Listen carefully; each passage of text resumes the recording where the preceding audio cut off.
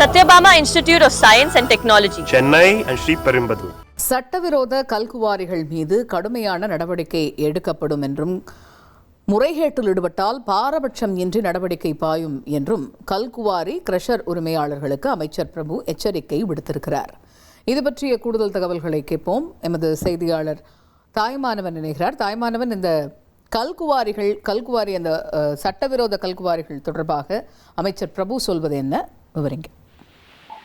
தமிழகத்துல எம்சாண்ட், ஜல்லி உள்ளிட்ட கட்டுமான பொருட்கள் விலை என்பது திடீரென அதிகரித்திருக்கிறது.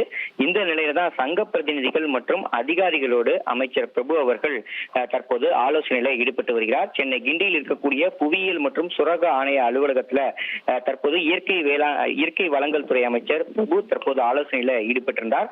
குறிப்பா தனித்தனியாக சங்கங்களை அழைத்து அந்த ஆலோசனையில ஈடுபட்டிருந்த நிலையில் பல்வேறு விஷயங்களை அவர் விவாதித்திருந்தார். அந்த வகையில குவாரி மற்றும் கிரஷர் உரிமையாளர்கள் சங்கத்தினரோடு முதல்ல ஆலோசனை என்பது நடைபெற்றிருந்தது.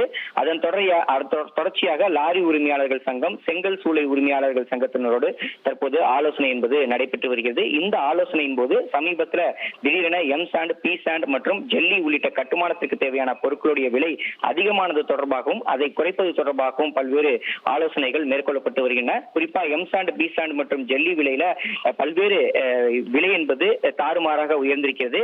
மொத்த விலையில ஏற்கனவே 5300 முதல் 5500 வரை விற்பனையான ஒரு யூனிட் எம்சாண்ட் தற்போது 6500 ரூபாய்க்கு விற்பனையாகிறது.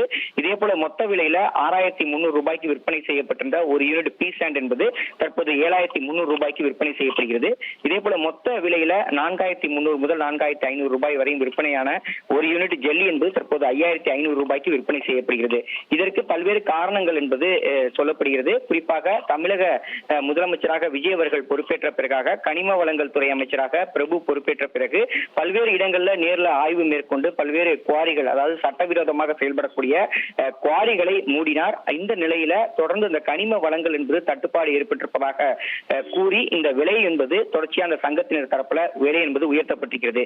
இப்படிப்பட்ட நிலையில தான் இன்றைய கூட்டம் என்பது முக்கியத்துவம் பெறுகிறது. இந்த கூட்டத்தில் அமைச்சர் பிரபு பல்வேறு விஷயங்களை முன்னிறுத்திருக்கிறார். குறிப்பா கல்குவாரி மற்றும் கிரஷர் உரிமையாளர்களுடான சங்கத்தினருடான அந்த பேச்சுவார்த்தையில அனுமதி இல்லாம சட்டவிரோத கல்குவாரிகளை நடத்தினால் கடுமையான நடவடிக்கை எடுக்கப்படும்.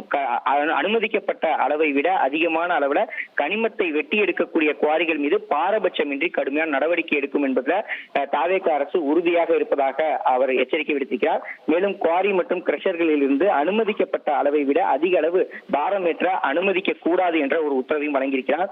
அரசு நிர்ணயம் செய்திருக்கக்கூடிய கட்டணத்தை விட அதிக கட்டணத்தில் எம்சாண்ட், பி சாண்ட் மற்றும் ஜல்லி உள்ளிட்டவை விற்பனை செய்தால் அதன் மீது கடுமையான நடவடிக்கை எடுக்கப்படும்.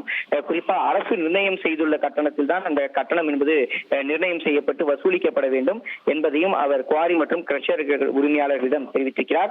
மேலும் குவாரிகள்ல பாறைகளை வெட்டி எடுக்க பயன்படுத்தக்கூடிய வெடிமருந்து உள்ளிட்ட வெடிப்பொருட்கள் அளவுக்கு அதிகமாக பதுக்கி வைக்க தடை விதிக்கப்பட்டுள்ளது எனவும் மீறுவோர் மீது கடும் நடவடிக்கை எடுக்கப்படும் எனவும் அமைச்சர் எச்சரிக்கை விடுத்திருக்கிறார்.